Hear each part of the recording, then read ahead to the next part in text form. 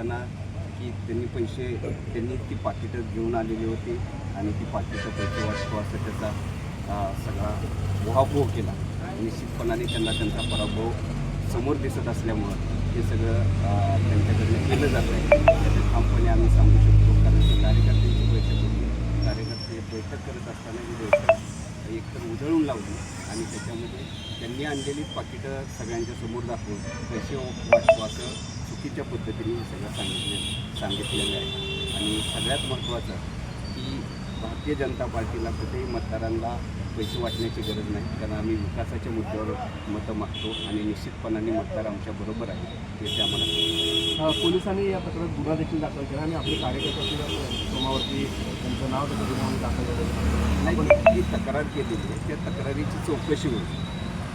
कारण तो जो गोंधळ झाला त्याच्यानंतर ती तक्रार दाखल झालेली आहे. त्या तक्रारीची चौकशी होईल आणि निश्चितपणाने त्या चौकशीत काही आढळणार नाही हे मी तुम्हाला ठामपणे सांगतो. कारण हे सगळं वातावरण जे तयार केलं जातं हे पराभवाच्या भीतीने आणि निश्चितपणाने त्यांच्या पायाखालची वाळू सरकली आणि अतिशय दारुण पराभव होणार हे लक्षात आल्यानंतर या सगळ्या गोष्टी चालू. तर भाजप नेत्या चित्रा वाघेंनी काही दिवसांपूर्वी महेश पटेलवरती आरोप केला होता की त्यांनी काही विशिष्ट समाजाच्या चांदीच्या मूर्ती असतील, प्लेट्स असतील असं वाटण्याचा प्रयत्न करून मतदारांना लाभ आम्ही दाखवत आहे आणि आता ते तुमच्यावरती आरोप करतात. केवळ आरोपांना प्रत्युत्तरासाठी केंद्र सरकार मी निश्चितपणाने सांगतो की तुम्ही शहर उत्तरमध्ये जाऊन बघा की चांदीच्या पत्र्याचे ते फोटो वाटणे, देवींच्या सिक्के वाटण्याचे चांदीचे हे पूर्ण मतदारसंघात चालू आहे. पण आम्ही त्याच्याबद्दल कुठलीही तक्रार करत नाही किंवा हे करत नाही.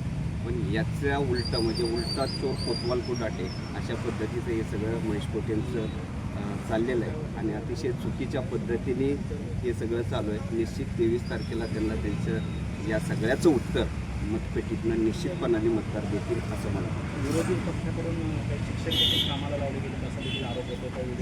काय करतो काय बिचारे शिक्षक आपल्या पोटासाठी करत आहेत. सर कॅमेरा लुक द्या. त्या शिक्षक आपल्या पोटासाठी काम करतात, त्यांच्या संस्थेत कामाला आहे. पण त्यांच्याकडनं निवडणुकीची कामं केली जातात. आम्ही वारंवार त्यांना सांगितलं आहे, त्या शिक्षकांना सुद्धा सांगितलं आहे, पण सांगूनसुद्धा कळत नाही.